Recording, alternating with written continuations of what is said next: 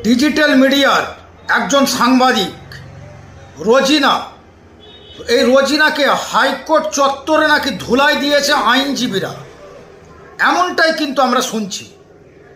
এর জন্য দায়ী কে? এর জন্য দায়ী হলো এই ব্যক্তিটা। ভিডিওটা আপনাদেরকে দেখাবো। এই রোজিনার ওপরে যেভাবে হামলা হয়েছে, এটা কি আমরা সমর্থন করব? মোটেই না। এর কিন্তু আমরা বিরোধিতা করছি। এর একটি বিহিত হওয়া দরকার রয়েছে। কিন্তু দায়ী হচ্ছে এই মানুষটা, যার মুখ থেকে কথা বলা মাত্রই বিষ বের হয়, নোংরা বের হয়। কথা বেশি বাড়াবো না, সর্বপ্রথম আপনার ভিডিও দেখুন, তারপর কথা আগে বাড়াবো। মমতা বলিস, বিরাট মস্তান হয়ে গেছে। বিরাট মস্তান। মমতা তোমাকে বেতন দেয়, তোকে মমতা বেতন দেয়, তোর বাপকে বেতন দেয়, সোয়ারের বাচ্চা। এইভাবে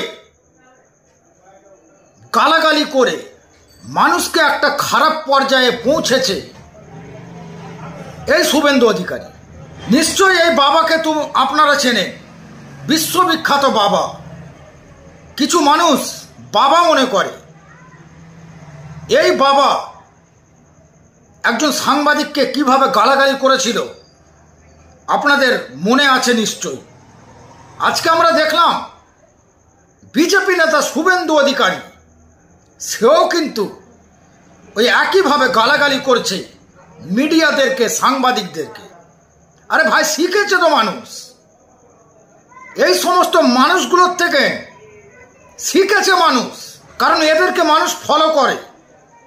এদের কাছ থেকে জনগণ কিছু শিকার, জনগণের কিছু শিকার চাহিদা রয়েছে। আর এরা মানুষকে আজকে কি শিখিয়েছে বলুন?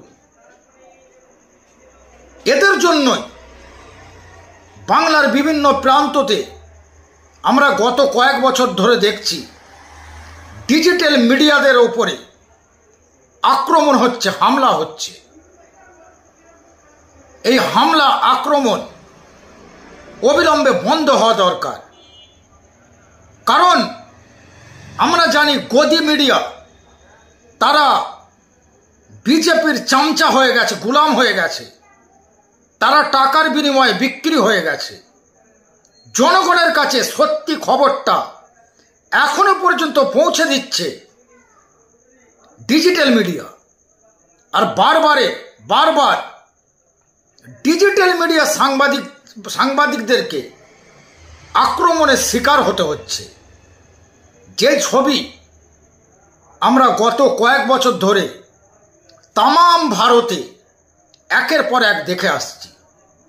তবে এই রোজিনার ওপরে যে হামলা হয়েছে, আমরা কিন্তু এর তীব্র বিরোধিতা করছি। কখনই কিন্তু আমরা এটাকে সমর্থন করি না।